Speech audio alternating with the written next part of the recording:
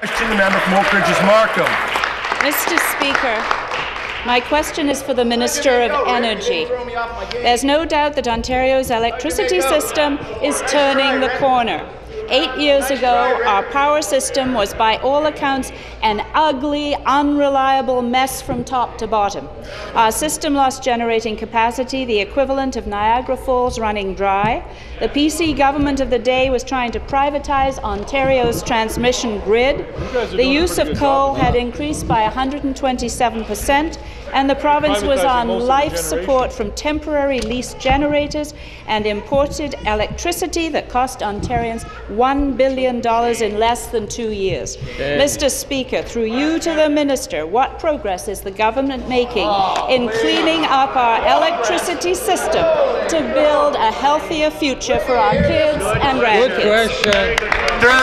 Thank you, Mr. Speaker. I want to thank the member for Oak Ridge's Markham for her question and assure her, indeed, Mr. Speaker, the tremendous progress is being made to clean up the dirty, unreliable mess the PC party called an electricity system. The member and other members, Mr. Speaker, who are heckling right now may be interested to know that compared to the first quarter of 2003, the first quarter of 2011 saw a reduction of 90%, Mr. Speaker, 90% in coal use, probably for the first time ever. We've permanently shut down 8 coal-burning units so far. That's taken 2.5 million cars off Ontario roads. We've announced the conversions of Atikokan and Thunder Bay generating stations, Mr. Speaker. Ontario will be completely coal-free by 2018. Not an easy thing to do, but we have a plan and we have the leadership, unlike the opposition. Supplementary. Thank you, Mr. Speaker. The Conservatives' historical record of disregard and disrespect for the health and well-being of Ontarians is perhaps the most offensive memory I have of their last 2 terms in office. They fired water inspectors, meat inspectors, nurses, and they closed hospitals across Ontario. They increased the use of coal over their 8 years by 127%. Coal that emits neurotoxins, mercury, lead, arsenic, and sulfur dioxide.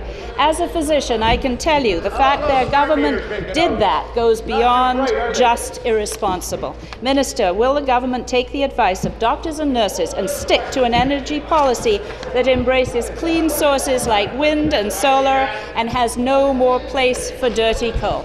Very good question.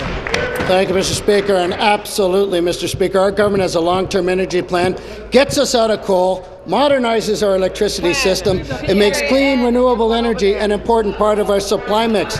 I mentioned, Mr. Speaker, the use of coal already down 90% in 2011 compared to the same period of 2003. But the member's right, the PC party really does make some peculiar choices when it comes to protecting the health of Ontario families. It reminds me, Mr. Speaker, of the vote on a smoke-free Ontario, something that keeps cigarettes out of the hands of kids. Only 6 members of this legislature, Mr. voted against that one. One of those 6 members is now the Leader of the Opposition. Mr. Speaker, we're determined to build a clean and reliable energy system in this province, Mr. Speaker, with or without the support of the Opposition.